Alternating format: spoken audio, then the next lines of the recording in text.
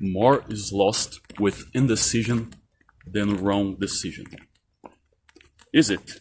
Greetings, Harbingers. Welcome to Iliaster, PewDiePie's favorite channel, your realm of personal development, stoicism, and cyber alchemy.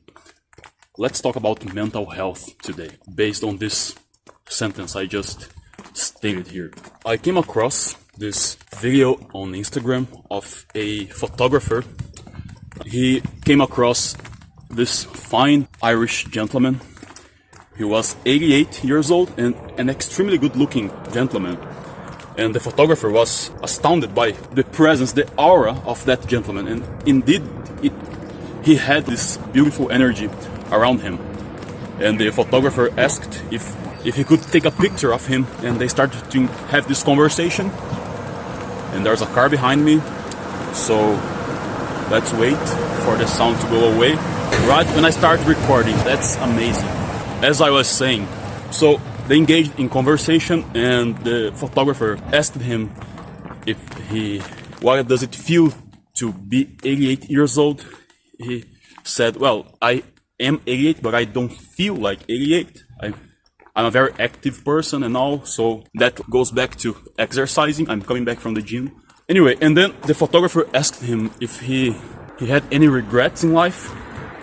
And he said, well, when I had a chance to marry the right woman, the right girl, I was too slow and I didn't believe in my gut as I should have because it felt right. So when something feels right, just go for it, because decision is worse than wrong decision. That's the conclusion both the gentleman and the photographer reached. And he said he was frustrated because he didn't leave any descendants to his next generations. He doesn't have any children or great-grandchildren by his age, of course. And that was the core of their conversation. That got me thinking, and now I will try to trace a parallel for the mental health issue that I want to approach here in today's video.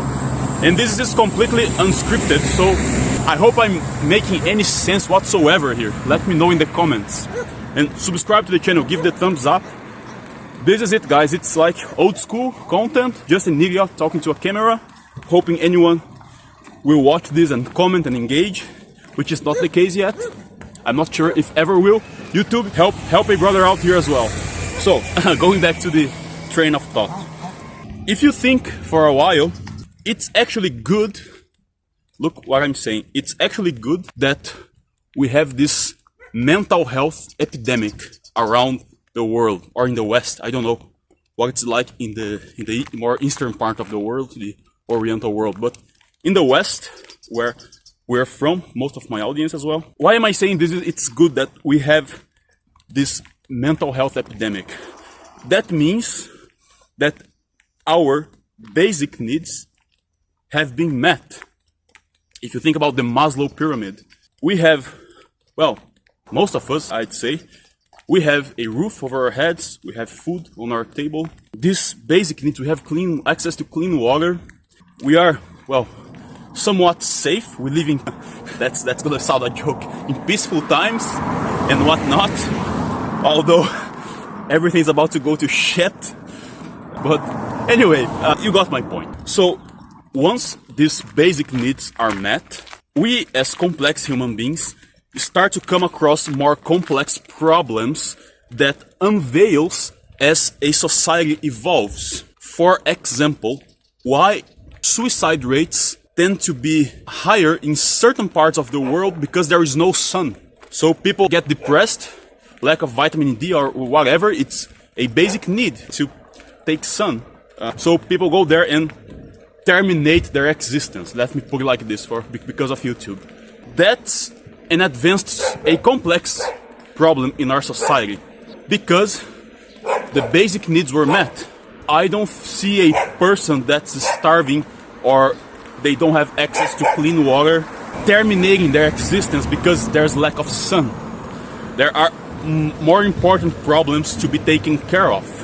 Why should we be discussing mental health now? For me, and I confess, up to this point in my life, I thought mental health was a silly problem of spoiled, privileged people. And now, my basic needs were met. And I am now starting to unveil and face the same mental health issues that I once thought it was just foolishness of people who's got nothing to complain about. Well, here lies the irony. So, in the last year, in the first year of this channel, this is the second year of this channel, I was talking a lot about solitude and how solitude is enjoyable and precious, and you should relish yourself in solitude because it's the stoic way to live life. And that's true. I'm not saying you shouldn't, but you see, for many of us, that's the price of recording outdoors, guys. You see, for many of us, millennials, average men, solitude is all there is. So, you can only contemplate so much solitude.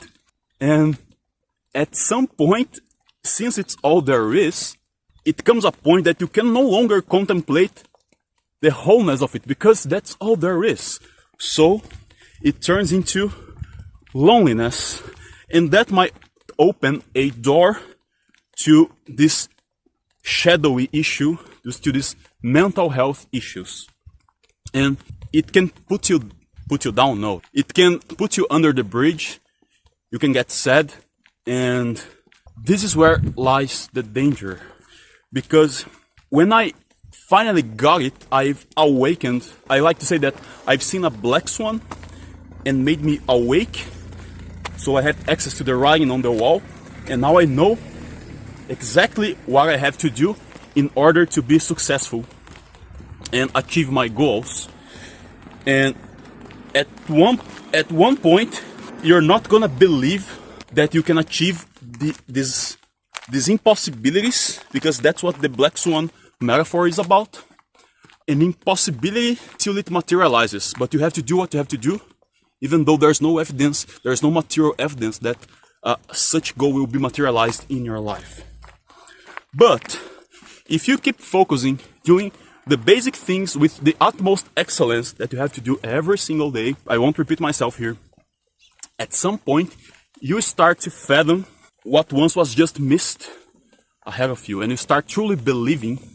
And with that faith boost, it's not fideism, it's faith. You start to truly believe that you can actually get where you're making your way towards. The journey gets easier. Notwithstanding, you can't escape the ups and downs of life, regardless of how hard you are pushing yourself. I am starting to feeling like that sometimes.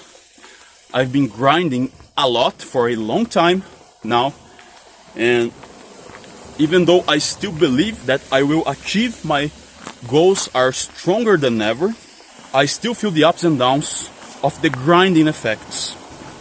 For example, I no longer am enjoying last year the news of solitude, the gospel of solitude. Why not? And I feel lonely a lot, actually, because all of my time is all about going to the gym, working several hours in Pomodoro Ultra Focus mode, always counting calories, trying to reach my protein macros, trying to not put on weight, but at least slowly keeping my weight slower, losing weight without losing muscle, burning fat, all that gym stuff that you have to pay attention all the time. That's costly. So in addition to that, what my weekends, for example, are like, in the time I should take a break and do something fun, I don't have any time. All of my time, I'm on my weekends, which I'm not working, I'm editing these videos, I'm thinking about scripts, I'm editing my shorts. I have a dark TikTok channel that's taking a lot of time. I'm finally able to monetize, but now I'm trying to figure out the algorithm so it pays me, actually. And there's a book I need to write, and there are one other personal project that I'm just postponing because I just can't take care of everything, and my work demands a lot. So I don't have time to do anything fun, and I'm that far end that if I sit down to watch something, I feel bad because my mind's telling me that I should be 100% productive, otherwise I'll let everything else fall apart. And that's not true. Well, to be fair, the only thing I do, I go out on a Friday or a Saturday night, I pick a random restaurant and I go out to dinner to have like steak and wine, which is one of my favorite foods. But I'm all alone again, and I get those weird looks from the staff, from the customers, but raise your glass to no one and everyone, whatever. So, all of this to say that if you keep yourself indecisive and do nothing, it's gonna take you everything. You might get depressed and you won't go anywhere, you'll be wasting your life. But if you decide to go full power, if you decide to take action and actually do the things that you need to do, it's gonna cost you everything, and your mental health is gonna be at risk. And when you are at the down period, and believe me, it's gonna come, it's happening to me, it's when you're more likely to make bad decisions. You're more likely to binge eating, for example, to compensate this down moment. You are likely to go back to an addiction that you used to have. So do not make stupid decisions when you are in your down moment. You might likely be winded up with someone that's not the right person just out of neediness, the warmth of a companionship, at least talk, exchange something, the lack of companionship for you so you can share your thoughts, share what's deep within your heart. That's the worst kind of loneliness there is, because you might be surrounded by several individuals, but if none resonate with you, you don't have anything to share because you just won't feel understood.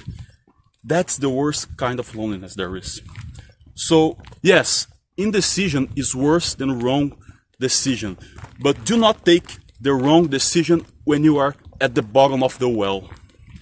So for better or worse, if you are down the well and if you are making a bad decision, decide not to take that bad decision instead of thinking whether you should and compromising, making false promises, bargain with your mind in order to finally make a bad decision that will harm you in the long or even in the short term.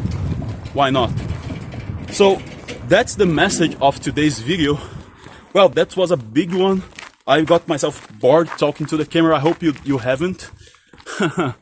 Anyway, I'm glad I could keep my train of thought. Let me know your thoughts in the comments. See you in the next video. El Psy Congru.